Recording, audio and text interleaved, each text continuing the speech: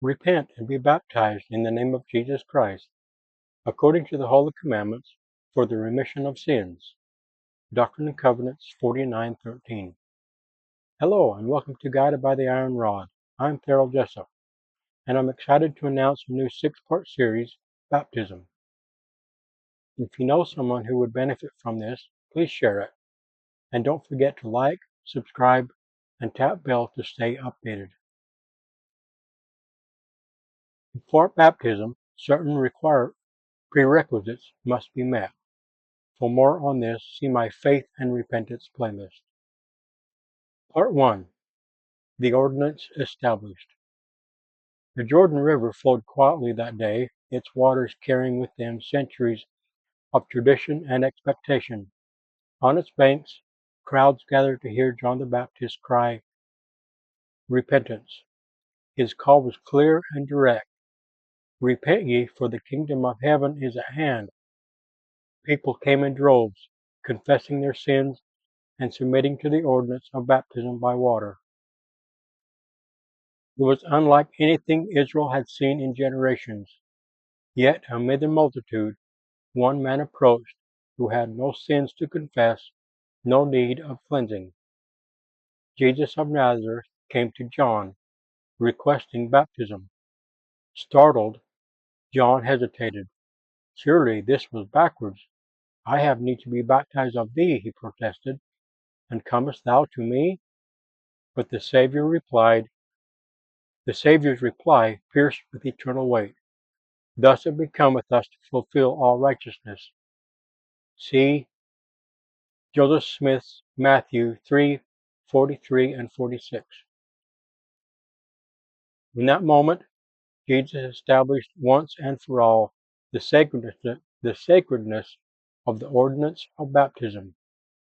If the sinless Son of God submitted himself to it, not because he needed remission, but to set the pattern for all who would follow him, then baptism could not be optional. It was not merely a symbolic act of outward devotion.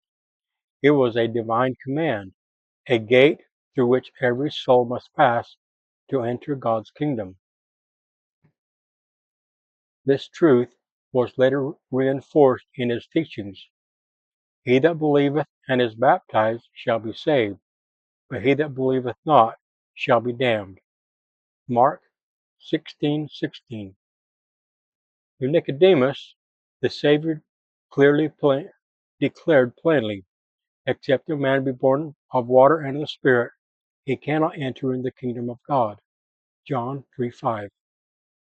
Baptism was not a cultural custom or an optional spiritual practice. It was essential. It was salvation's door. After Christ's resurrection and ascension, his apostles carried this command throughout the world. On the day of Pentecost, Peter stood boldly before the multitude, pricked in their hearts by the witness of the Holy Ghost. "Men and brethren, what shall we do?" they cried. His answer was as unflinching as it was merciful.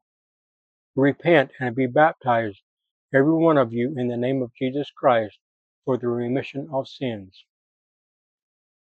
Acts 2:37-38. Saul of Tarsus, later known as Paul, also received the same charge. "Arise, and be baptized, and wash away thy sins, calling on the name of the Lord." Acts 22:16. The Book of Mormon confirms this pattern with clarity. Nephi declared that the Lord commandeth all men that they must repent and be baptized in his name, having perfect faith in the Holy One of Israel, or they cannot be saved in the kingdom of God. 2 Nephi 9:23. Centuries later, the resurrected Savior visited the Americas, and his first act among his covenant people was to teach them how to perform baptism by proper authority. See 3 Nephi 11:33. The voice of the Lord echoed with eternal significance. "Whoso believeth in me and is baptized, the same shall be saved, and they are they who shall inherit the kingdom of God." Doctrine and Covenants 7651. But why is baptism so central? Because it is not only an outward washing, but a covenant entrance. Moses taught that baptism symbolizes being born again into the family of God, sanctified through the blood of Christ. Moses 6:59. In the Doctrine and Covenants, the Lord revealed that baptism is the gate to the straight and narrow path. See Doctrine and Covenants 18:22. It is here that the remission of sins is granted, not through water alone, but through the atoning power of Christ, applied as we humble ourselves and enter into His ordinance. Consider the weight of this. Remission of sins cannot be obtained in any other way. Good intentions are not enough. Sincere belief, though vital, is incomplete. Baptism, by proper authority, is God's appointed means for us to receive cleansing and enter His fold. Without it, we remain outside the covenant. With it, we step onto the covenant path that leads to eternal life. The prophet Joseph explained that the articles of faith form a progression: faith, repentance, baptism, and then the gift of the Holy Ghost. Articles of Faith 1:4. Baptism is the hinge upon which the door of salvation swings. Faith awakens our desire, repentance turns our heart, baptism opens the way, and the Holy Ghost sanctifies and seals us. Think again of the Savior at the Jordan. As He arose from the water, the heavens opened, and the Spirit of God descended like a dove, and a voice from heaven declared, "This is my beloved Son, in whom I am well pleased." Matthew 3:16-17. If baptism was pleasing to the Father in the case of His perfect Son, how much more necessary is it for us who depend wholly upon Christ's mercy?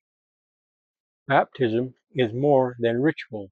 It is a commandment, an ordinance, and a covenant that binds us to Christ. It is the gate to discipleship, the key to remission, and the first step into God's kingdom. From Adam to the present dispensation, the Lord has required His children to enter by this gate. The message is clear. Baptism is established by God, not man. It is essential for salvation, and no other way has been given. As we reflect on the Savior's humble submission in the waters of Jordan, we are reminded that discipleship always begins with covenant obedience.